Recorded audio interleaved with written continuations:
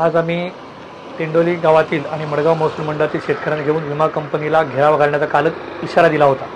त्याप्रमाणे आम्ही आज 50 ते 60 शेतकरी जमून कृषी अधीक्षक कार्यालय ओरोस येथे गेलो। त्या ठिकाणी आम्ही कृषी अधीक्षकांना घेराव घातला। आम्ही त्या ठिकाणी त्यांच्याकडे आमची प्रमुख मागणी होती की 2024-25 चे विम्याचे पैसे आम्हाला अद्यापपर्यंत शेतकऱ्यांना मिळाले नाहीत।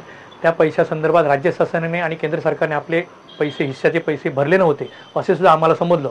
परंतु आम्हाला त्यांनी आज असं आश्वासित केलं की येत्या 5 तारीखपर्यंत विम्याचे पैसे प्रत्येक शेतकऱ्याच्या खात्यात जमा होतील असं आम्हाला त्यांनी लेखी आश्वासन दिलं।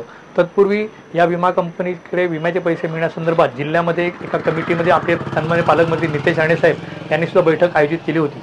परंतु या बैठकीला प्रत्यक्ष विमा कंपनीच्या प्रतिनिधींनी पाठ फिरवली आणि त्यामुळे विमा कंपनीवरती ब्लॅकलिस्टमध्ये टाकण्याची कार्यवाही सुद्धा प्रस्तावित करण्यात आली होती। परंतु ब्लॅकलिस्टमध्ये विमा कंपनीला टाकून शेतकऱ्यांचे पैसे मिळणार नसल्यामुळे आम्हाला हे आजचं आंदोलन करावं लागलं आणि त्याप्रमाणे आम्ही आंदोलन आजचं केलं।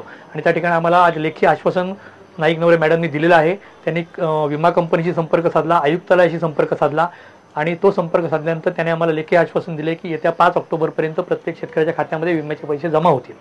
त्याचप्रमाणे मडगाव महसूल मंडळाचे आंबोली मडगाव महसूल मंडळाचे त्याच्यानंतर माडखोल आणि म्हापण या 3 महसूल मंडळाचे 2022-23 चे पैसे काजूचे पैसे सुद्धा मिळाले नव्हते। त्या संदर्भात सुद्धा मागच्या महिन्यामध्येच मुंबईमध्ये राज्यस्तरीय समितीची बैठक झाली।